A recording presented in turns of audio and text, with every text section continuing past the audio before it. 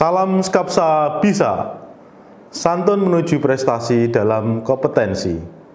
Oke pelajar Skapsa, pada mata pelajaran Simkodik hari ini, untuk kelas 10 semester 1, mari kita membahas tentang evaluasi paragraf deskriptif, argumentatif, naratif, dan persuasif. Untuk itu, mari kita simak materi berikut ini.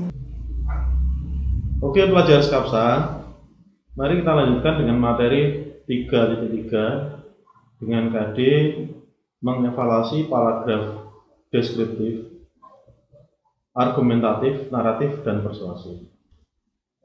Oke, kita lanjutkan dengan KD 3.3.1, yaitu menganalisis ciri-ciri paragraf deskriptif.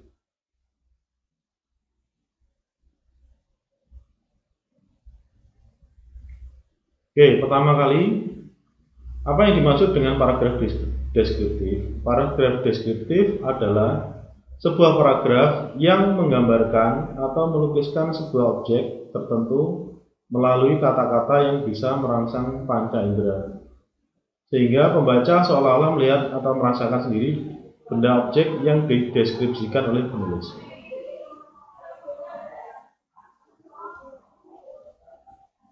Nah, kemudian ciri-ciri paragraf deskriptif itu bagaimana? Yang pertama, yaitu menggambarkan atau melukiskan suatu objek seperti benda, tempat, atau suasana tertentu. Kemudian yang kedua yaitu melibatkan panca indera, baik itu pendengaran, penglihatan, penciuman, pengecapan, dan perabaan. Kemudian yang ketiga adalah menjelaskan ciri-ciri fisik dan sifat objek tertentu seperti warna, ukuran, bentuk, dan kepribadian secara terperinci. Kemudian yang keempat adalah banyak ditemukan kata-kata atau frase yang bermakna keadaan atau kata sifat. Nah, kemudian jenis-jenis paragraf deskriptif itu ada 3. Yang pertama yaitu deskriptif spasial, yaitu paragraf ini menggambarkan atau melukiskan suatu objek yang berupa ruang atau tempat. Kemudian deskriptif subjektif, yaitu paragraf ini berisi gambaran atau lukisan objek yang didasarkan tafsiran atau kesan perasaan penulisnya. Ya, kemudian penulis itu menggambarkan objek tersebut dengan opini atau kesan pribadinya.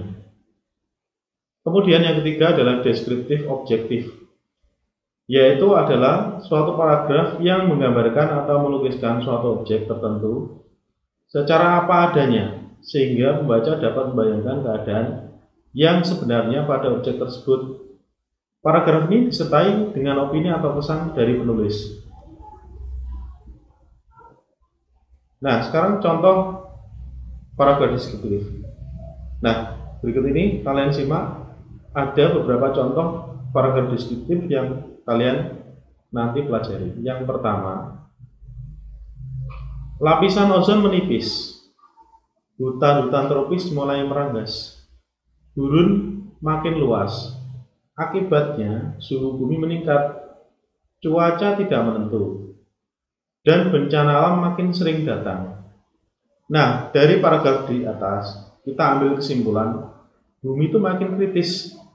Siapa sesungguhnya yang berperan dalam menjadikan planet bumi ini menjadi demikian? Jawabnya tentu manusia sendiri. Nah, kita lihat di sana. Di sana ada menampilkan suatu keadaan ozon, kemudian ada hutan-hutan.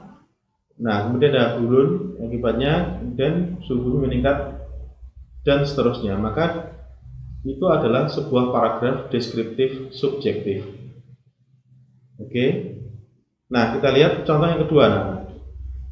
Contoh yang kedua, dalam kereta api Rapidoro, aku mencoba melirik orang-orang di sekitarku. Di sebelah kiriku ada seorang gadis cantik berambut panjang.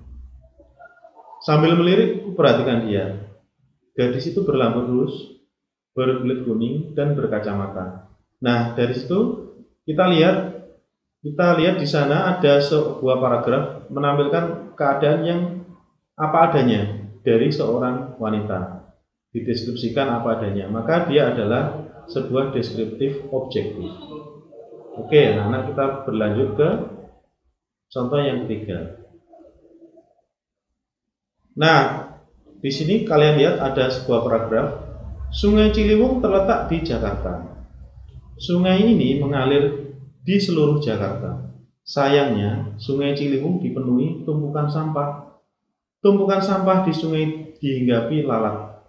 Lalat-lalat itu selalu berterbangan ke perumahan warga dan membawa berbagai macam penyakit. Selain itu, tumpukan sampah juga menebarkan bau yang sangat menyengat. Sungguh pemandangan yang sangat menyedihkan. Nah, di sini kalian lihat, kita lihat di sana ada paragraf yang menceritakan suatu keadaan. Bagaimana keadaan itu awalnya bagaimana, kemudian akhirnya bagaimana. Nah, maka dia adalah sebuah deskriptif spasial. Oke, anak-anak sudah jelas kan contohnya dari 3 yang saya sampaikan tadi. Nah, sekarang tugas kalian nanti akan mengerjakan sebuah soal pilihan ganda dari Google Form yang alamatnya saya share di Google Classroom. Silahkan nanti dikerjakan, di screenshot hasilnya saja, kemudian kalian kirimkan ke akun Google Classroom kalian masing-masing. Oke, sampai jumpa.